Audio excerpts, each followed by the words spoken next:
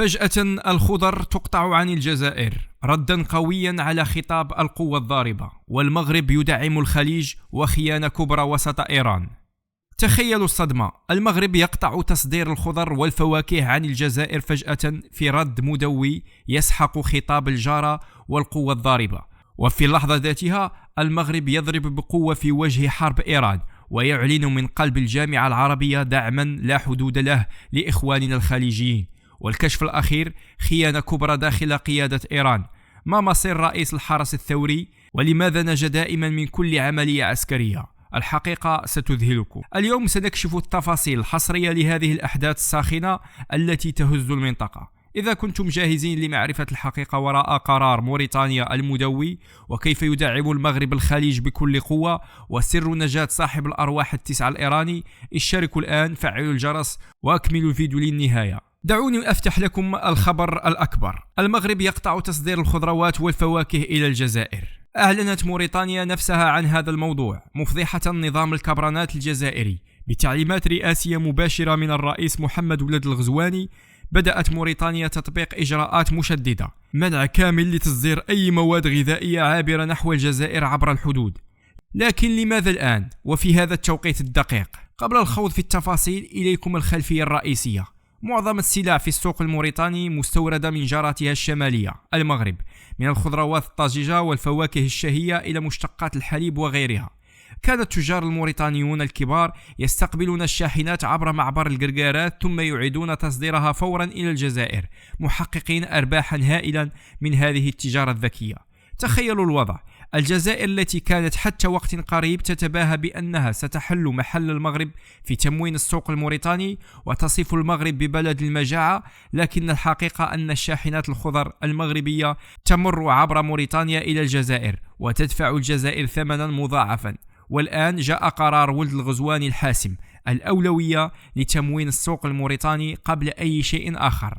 دعوني أفتح قوسا هنا وأشير إلى نقطة مهمة. منذ مدة ليست بالبعيدة قررت موريتانيا رفع الرسوم الجمركية على المنتجات المغربية لحماية المنتوج المحلي، لكنها تراجعت عن هذا القرار سريعا بعد اكتشاف أن الإنتاج المحلي لا يكفي الاستهلاك المحلي، بل ارتفعت أسعار المواد الغذائية المغربية في السوق الموريتاني بسبب الجمارك، مما أدى في البداية إلى حالة من التمرد داخل المجتمع الموريتاني، ثم تحولت إلى عجز عن شراء هذه المواد، وانتهت بمطالب بزيادة الأجور لمواجهة الأسعار الملتهبة.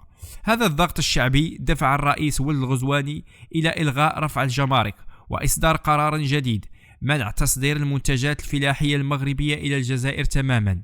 هذه ليست مصادفة، إنها رسالة واضحة. المغرب قوي اقتصاديا، وموريتانيا تدرك أنها تحتاج المغرب أكثر مما تحتاج الجزائر. الجزائر تعلن معاداة فتح الحدود، لكنها تتوسل الخضر المغربية عبر الطرق الملتوية وتدفع ثمانا باهظا.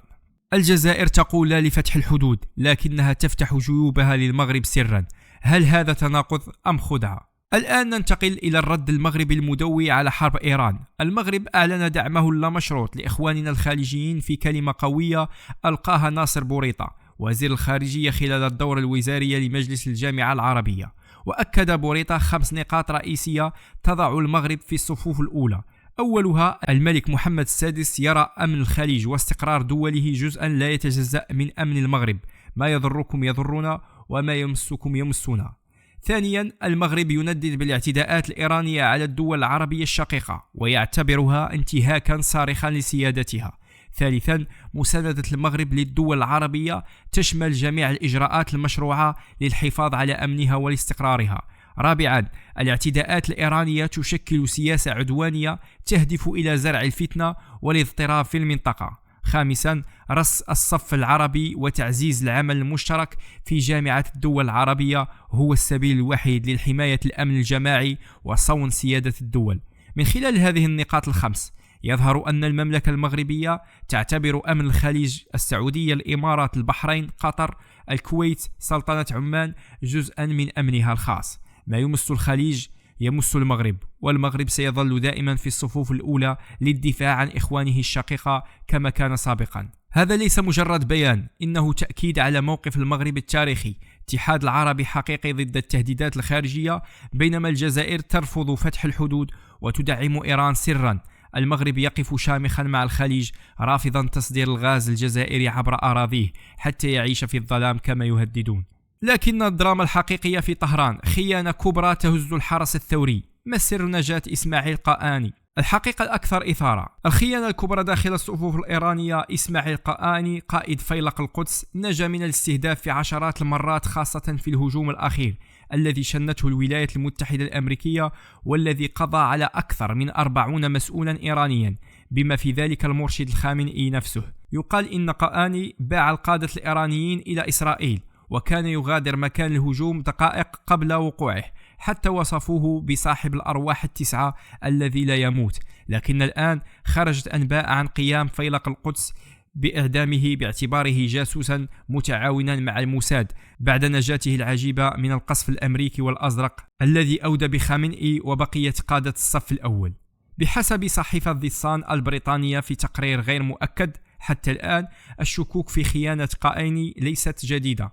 ارتبط اسمه بعملية اغتيال جماعي تمكن من النجاة منها في اللحظات الأخيرة، مما أطلق عليه لقب الرجل ذو الأرواح التسعة. ورغم ذلك نجح في إثبات براءته بعد اغتيال قاسم السليماني واستمر في منصبه، لكن أنباء إعدامه أنهت قصة صاحب الأرواح التسعة مؤخرا. متابعينا الكرام، إلى هنا نصل إلى نهاية هذا الفيديو المثير.